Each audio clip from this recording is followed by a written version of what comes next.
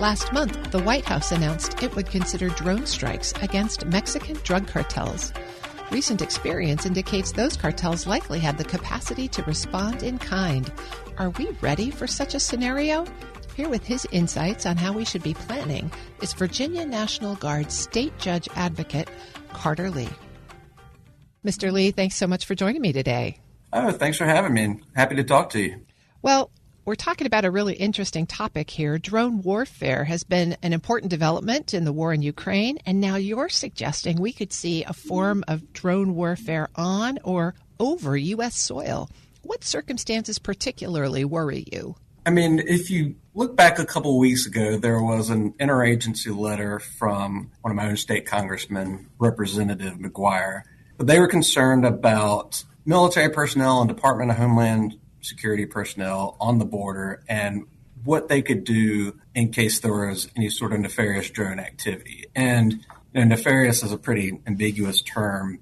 I think their main concern was actual sort of kinetic attacks by the drones. But also, we know that cartels and maybe other criminal organizations have been using drones to recon or to surveil the troop movements, the ICE movements on the border. So that's what sparked it recently. I would say, going back a bit, back in 2023, I'm sure everyone's old enough to remember the Chinese balloon that made its way across the country. Now, I don't have any inside baseball to that, but when I was sort of looking at it with intellectual curiosity, and by the way, speaking of inside baseball, my views here today are my own and not necessarily those of any organization I'm affiliated with. But when I was looking at that, I had the suspicion that part of the reason for the apparent lack of prompt and decisive action was there was a conversation like this. This balloon is obviously violating our territorial sovereignty.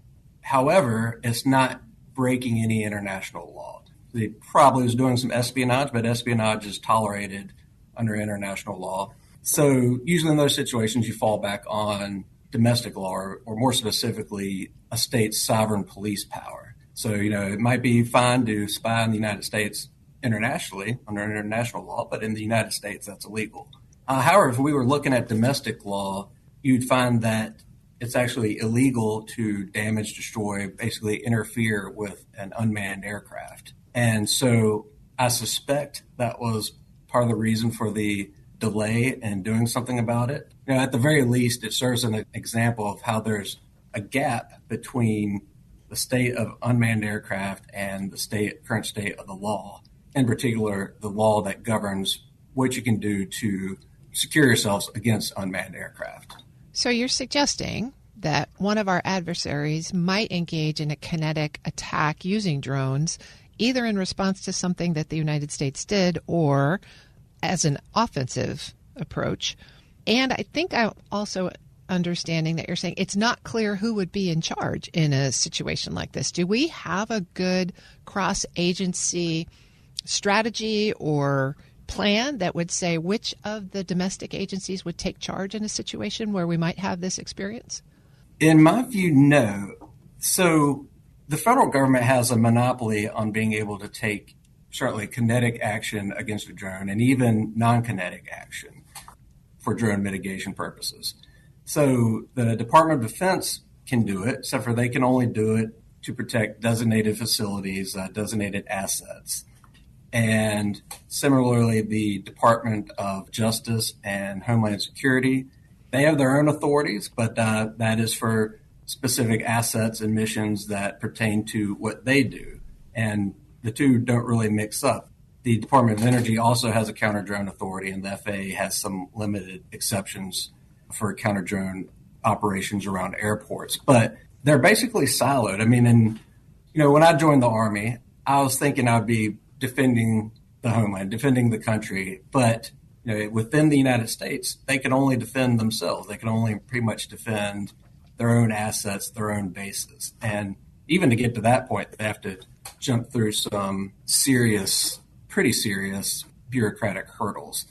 So, no, it's not sufficiently integrated. It's not layered, and I don't think they have the capacity even to cover a substantial portion of the United States.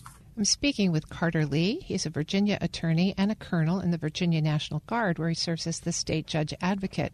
So in a normal war plan, you'd be doing tabletop exercises and simulations, and you'd sort all this out because you never want to be sorting out who's in charge in the moment of crisis. You want to have that resolved earlier. But you've also suggested that there are gaps in the legal framework. Tell us more about that.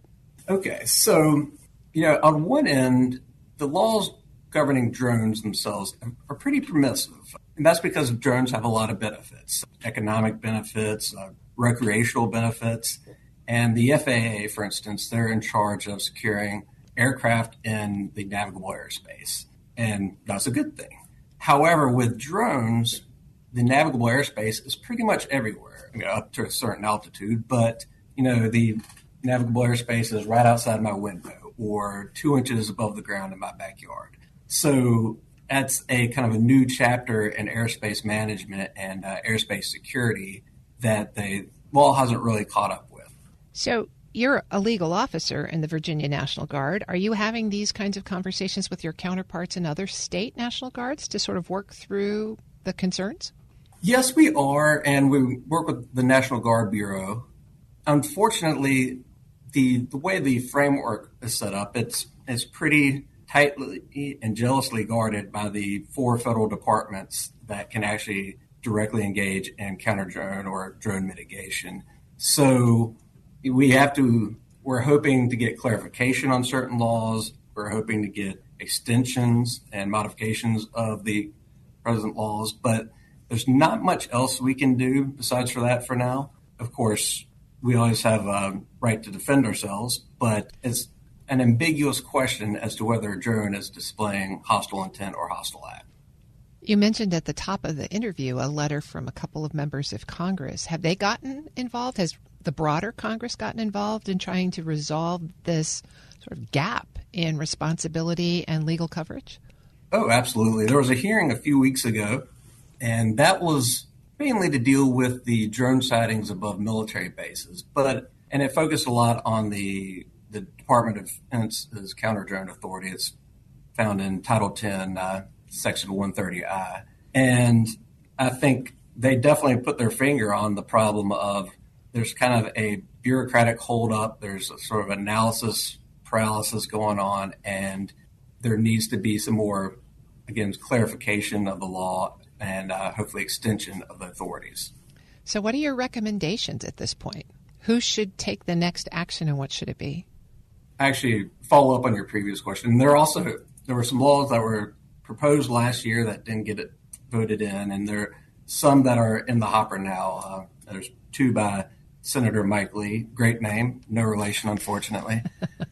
And one of which is to define the sort of aerial zoning almost, where they can say, we're going to give states back the power to regulate under in kind of the immediate reaches of airspace under 200 feet. And then there's another that mainly deals with drone mitigation activities in commercial airports. But at the end, it sort of specifies, and the states have their inherent police power in their own jurisdictions outside of these airports. So that seems very broad to me and very interesting, something to keep an eye on. As for my own personal thoughts, I think that it has to be done responsibly because there are some valid, important concerns on the other end of the scales. But I think that the counter-drone authorities and drone mitigation authorities should be extended to the state and local authorities. I mean, again, it should be done responsibly because there's concerns about collateral effects and unintended consequences. However, I think you could, or the Department of Homeland Security or the Department of Justice or even the Department of Defense can establish standards of training and qualification to exercise these authorities. I've been speaking with Carter Lee, a Virginia attorney and colonel in the Virginia National Guard, where he serves as the state judge advocate. Thanks so much for joining me today. Thanks so much for having me. This was fun. We'll post this interview at federalnewsnetwork.com/Federal Drive. Subscribe to the Federal Drive wherever you get your podcasts.